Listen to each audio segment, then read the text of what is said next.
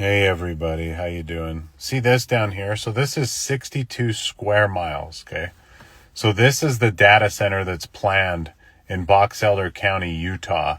62 square miles. That's not where it's going. It's just showing you the scale, okay? So I looked this up. Guess how many people can fit in an area 62 square miles in a condensed area? 250,000 people. That's how big this Mr. Wonderful data center is going to be. But doesn't it just make your heart warm to think that your voice really does matter?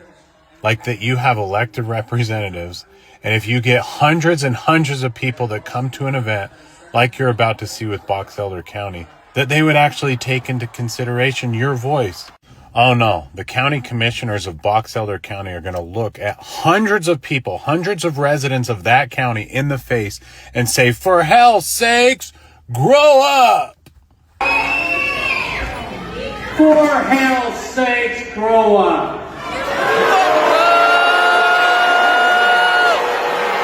And then when they get booed because the plan they thought they could just sneak past the county didn't get past the residents of Box Elder, they just pass a vote that they leave the meeting. Remember, they're supposed to represent these people, and they just leave the meeting.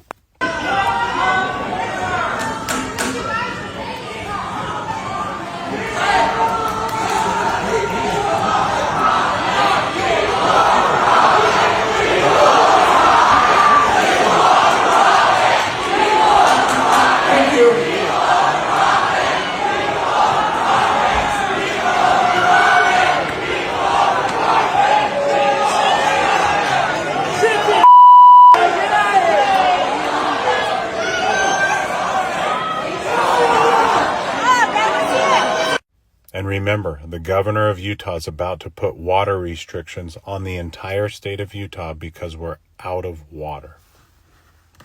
All's quiet now at the Box Elder County Fairgrounds, but this was a raucous room Monday afternoon filled with frustrated protesters who tried to shout down a multi-millionaire-backed hyperscale data center.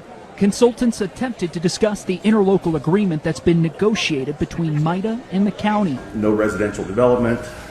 Any data center cooling must be a closed-loop system, obviously addressing the water use concerns. Attorney Adam Long says other promises included a design review committee, noise limits, and millions in tax revenue, and they've asked for those commitments on paper.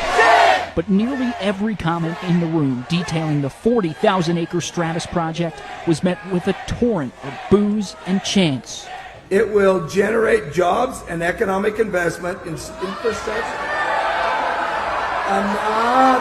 Until the county commission reached its breaking point. For hell's sakes, grow up! They exited to a separate room and carried on from a virtual call. Our vote today is not a vote for or against the data center. Our vote is about personal property rights. Where the commissioners explained that this land is private and unzoned, saying it leaves them with little control as to what happens on it. And ultimately, that led them to a vote. All in favor, say aye. Aye. They unanimously gave consent to MITA to move forward and approved of their interlocal agreement. A spokesman for O'Leary Digital, Casey Hill, says a capital-raising effort will begin for the billion-dollar project over the next 60 days. The first phase will start in the next few months.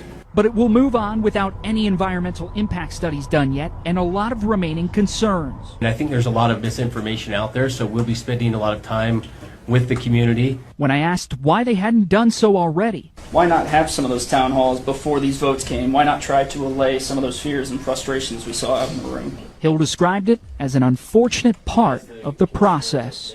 We were under the understanding that that was being communicated to them, and it wasn't. So that was, just a part of the process that certainly could have been improved upon. This is certainly not the last you'll see of the back and forth. There's currently a water right change application being put in by a private landowner in the Hansel Valley area for the use of the data center. It is in its protest period, and it's seen more than 1,700 protests and letters of concern. That protest period ends May 5th. In Box Elder County, I'm Jeremy Toms. And this is why I'm never voting ever again on a federal, state, or local level. It's all a scam.